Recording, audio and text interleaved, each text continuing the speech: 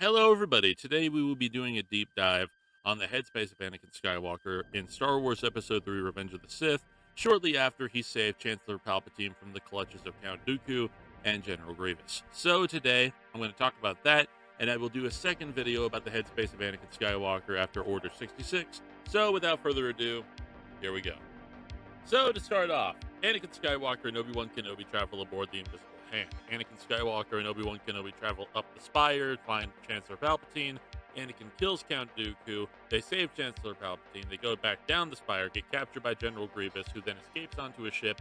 And then the entire ship breaks in two because of the battle, and they crash land onto the planet of Coruscant, where they are praised for saving Chancellor Palpatine from the clutches of Count Dooku and General Grievous. All is well, all is happy, and Anakin gets to spend his time debating and deboggling with the politicians so he can get the praise that he so well deserves. It is here Padme watches Anakin Skywalker talking to Bail Organa.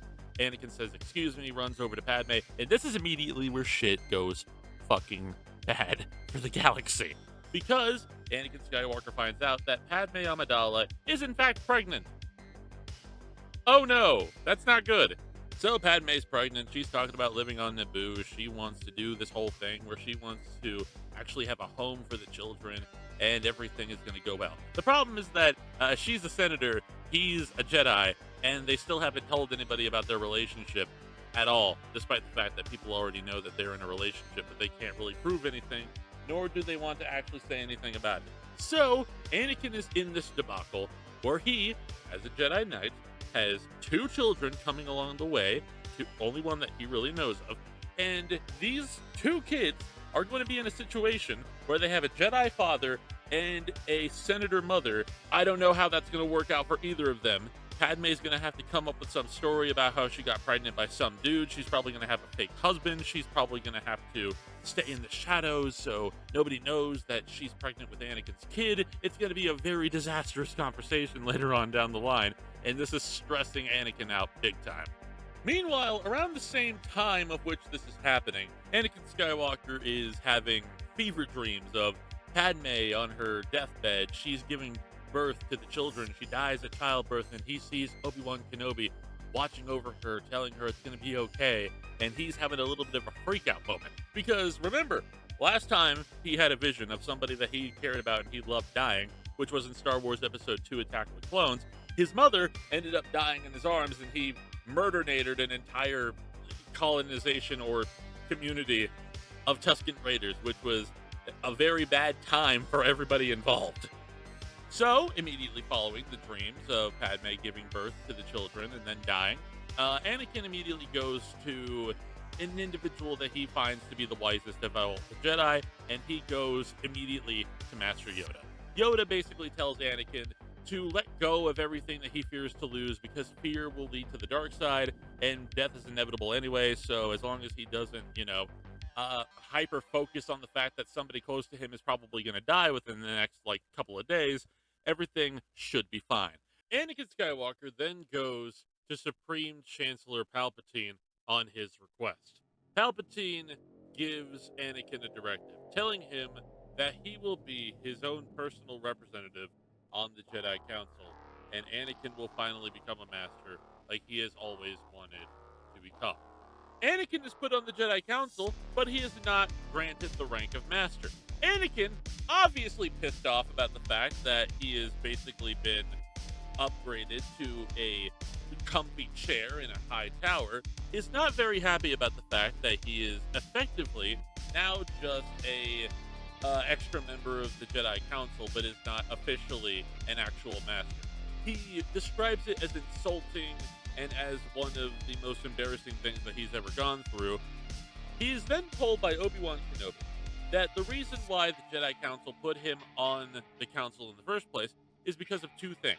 A, they wanted him to become a Jedi Council member because Palpatine specifically requested it, and B, the reason why they put him on the council was because that they needed a mole in Palpatine's operations to ensure that they had somebody on the inside to tell them what Palpatine was doing, which Anakin finds to be completely immoral, illegal, and a massive betrayal of his trust towards the Jedi Council, because they're basically asking him to spy on a father figure and an individual who has practically shown him the ways of Coruscant life and the ways of how to live in the wider galaxy throughout his entire life.